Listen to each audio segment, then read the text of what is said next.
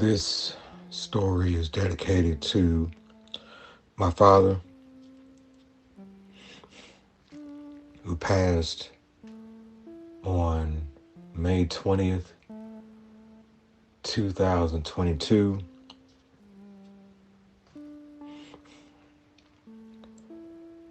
That man loved so hard, his heart gave out.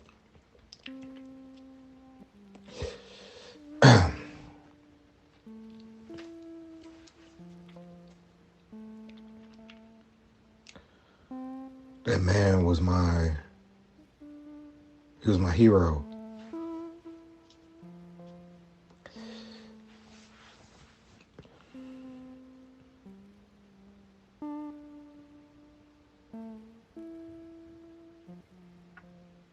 And subconsciously,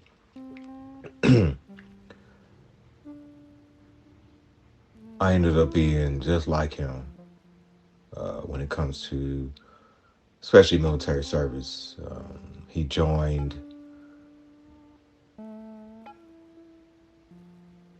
October 17th, 1975, and I enlisted on October 12th, 2005. It's about 30 years apart.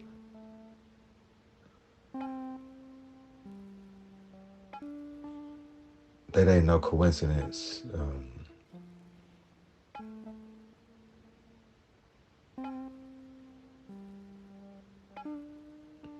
When you live long enough, you get to go back and reflect on some of them things, and you just realize everything has happened exactly how it was supposed to happen, when it was supposed to happen. And if you would have changed just one thing or tried to, you wouldn't be where you are right now. So I'm gonna try to tell the story to the best of my ability.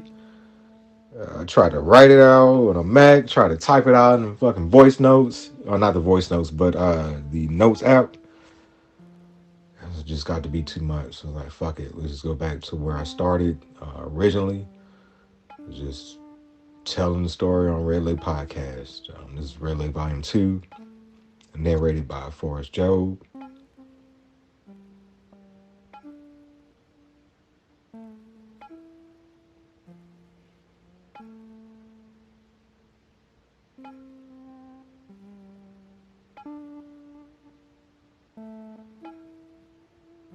And there'll be plenty of these pauses throughout.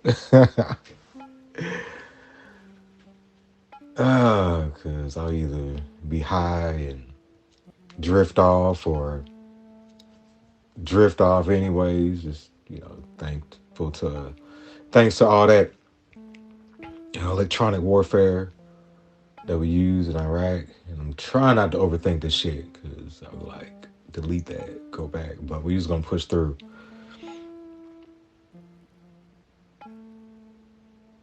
As I said before, I enlisted in the United States Army on October 12th, 2005.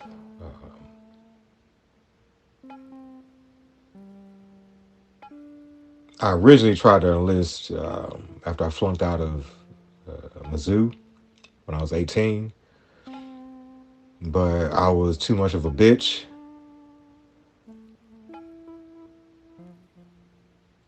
Then that desperation hit. Had a wife, 2 kids. They were 3 and 2, and it was hard leaving them. Both of them. I mean, not say, yeah, both of my kids. Leaving Michelle as well,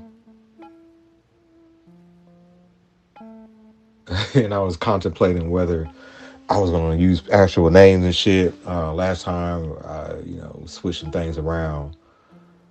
Um, but for me to be real, for me to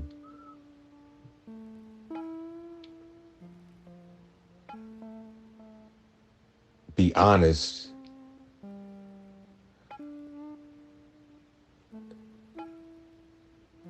can't bullshit with it. Yeah, but this is my story, my reality. You don't like it, write your own shit. Yeah, it was hard leaving both my babies, and that's the only two I'm gonna protect in this story. I will not mention their names. I'll probably throw out some like boy child, girl child, or there we go, easy. D1 and D2,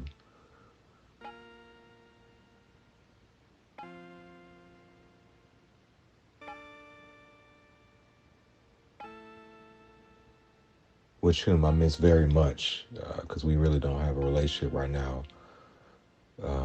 They had to see me grow up. They saw the worst of me. They saw me do some fucking wild, foul, heinous shit to their mom, man.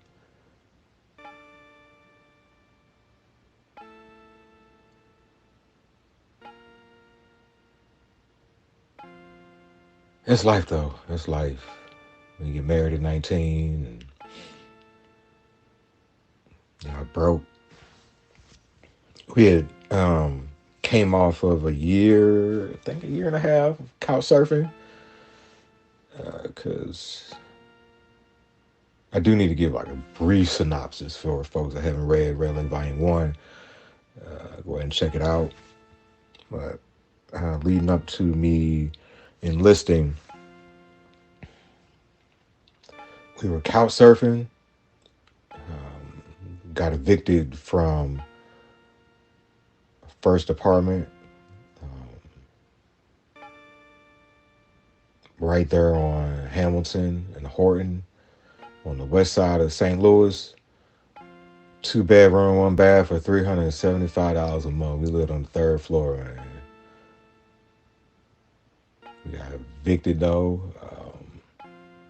Bounced around, stayed with family. I'm just so glad that we did not end up in the shelters on the streets. Stayed with Granny for a little while until I was able to get a better job and get back on our feet.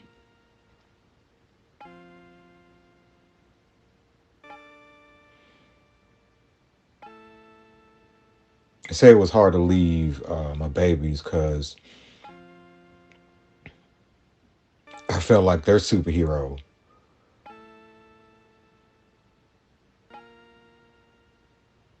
Every time I came home from work, and we lived in a two-family flat on the south side of St. Louis, right there on Norfolk.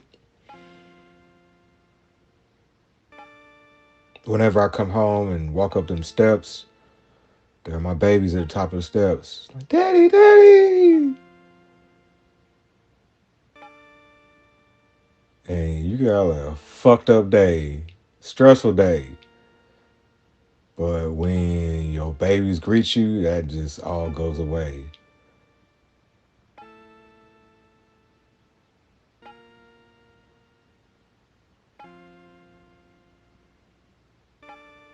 I look back, I had to go away, I had to provide. Um, Parenting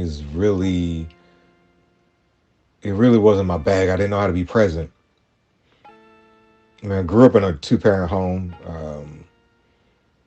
but they really didn't know how to be present either outside of, providing and, showing up in activities and doing activities and um, making sure we got the word and ministering to us, but that vulnerable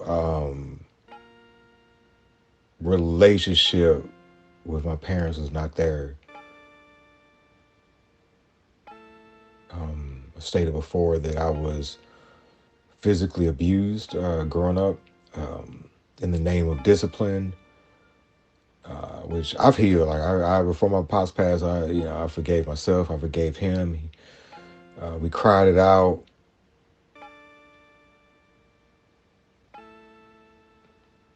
But we definitely lived in a home where like spoiled a, yeah, spared a rod, spoiled a child.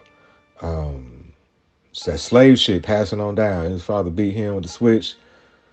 And then my father did the same. A lot of it is, when I talked to my pops, was he was so scared about the outside world, what they do, especially black men. That just having those whoopings just makes you think 2 or 3 times before you try to do trouble. And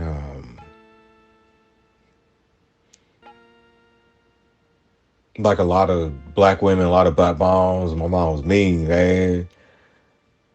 She was about her business, but she definitely had her mean streak. I want to ask her and talk to her about where her pain come from, because we black people, we pass some pain like a blunt, passed down from generation to generation. We pass it on to family, friends, wives, husbands, children, all that shit. And that's what happened with me. Used to fight Michelle. A lot of it is we start arguments, and then it go from arguing to her saying, "I'm gonna call the police," and I'm like, "Fuck that shit." Grabbing her, and then it go from there. We fighting. I used to show up to work with scratches all over my face, and nobody really knew what the fuck to say. No, nobody really stepped in when we were having those issues. The family didn't know what to fucking do with that shit. She did have a cousin that wanted to beat my ass, but it never happened. Um, it's funny. Her dad beat my ass and had handcuffed me before when he caught us. When he caught me over his house, I was fucking his daughter, and he ain't like that shit.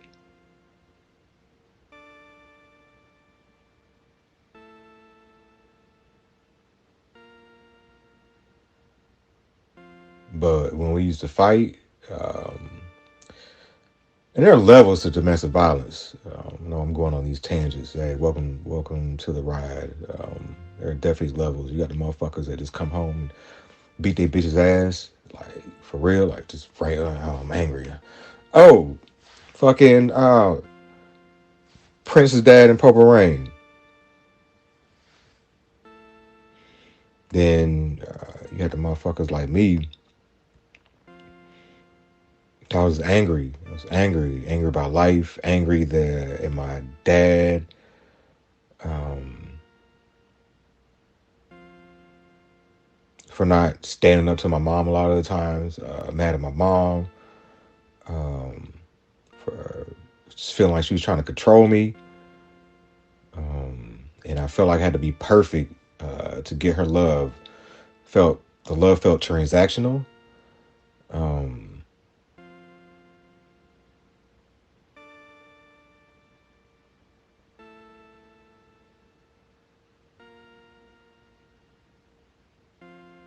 it's like I only got her praise and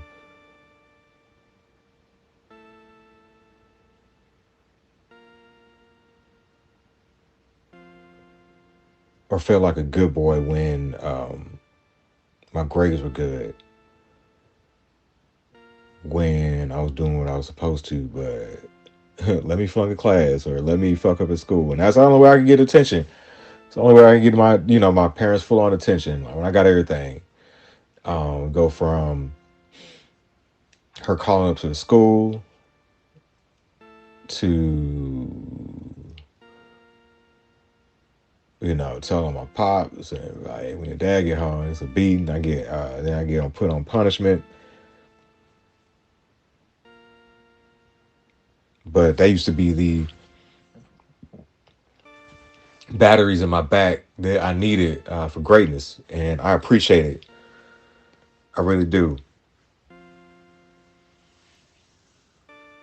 I did pass that shit along. Um, I'm glad that I never abused my kids directly, never molested them, never physically abused them. I guess that puts me at ease a little bit. I'm still learning to forgive myself about that shit. Prior some verbal abuse, so emotional abuse, all that shit, whatever words they want to come up with. I think that Michelle was happy the day I left. Yeah, we needed to get away from each other. It was a very toxic love affair. We were the quarterly Blueface and Krishan. Don't I don't remember a lot of happy times from my marriage.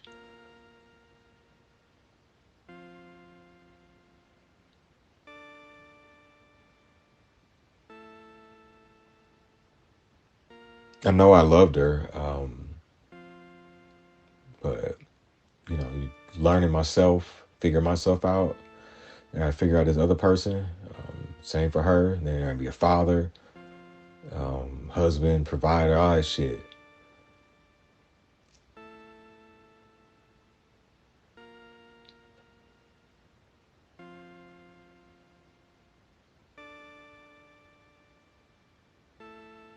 That pussy was good though, babe. I used to risk my life going to the north side of St. Louis to go fuck my baby mama, babe. I remember I used to drive all the way from St. Charles all the way to the south side. I took a beating for that pussy.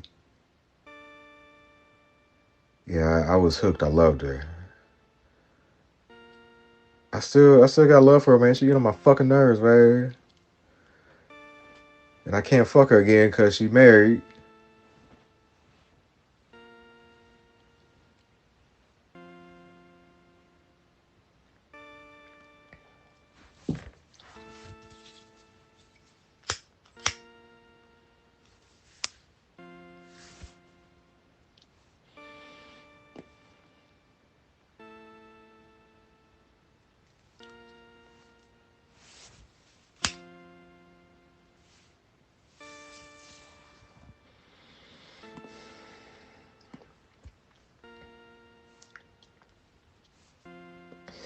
Yep, left October 12th, 2005.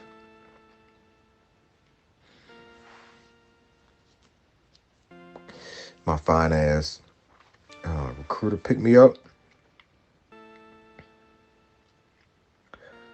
Got the MEPS.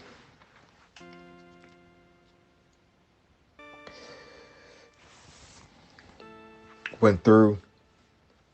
Said the oath again on it. I state your name.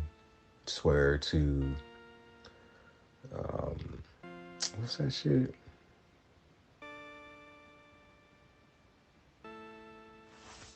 Now I gotta look it up.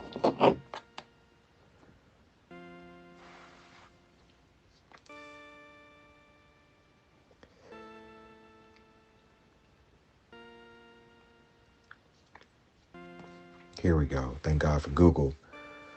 I state your name. Do solemnly swear or affirm that I will support and defend the Constitution of the United States against all enemies, foreign and domestic, that I will bear true faith and allegiance to the same, and that I will obey the orders of the President of the United States and the orders, damn it, okay, there we go, of the officers appointed over me according to the regulations and the Uniform Code of Military Justice.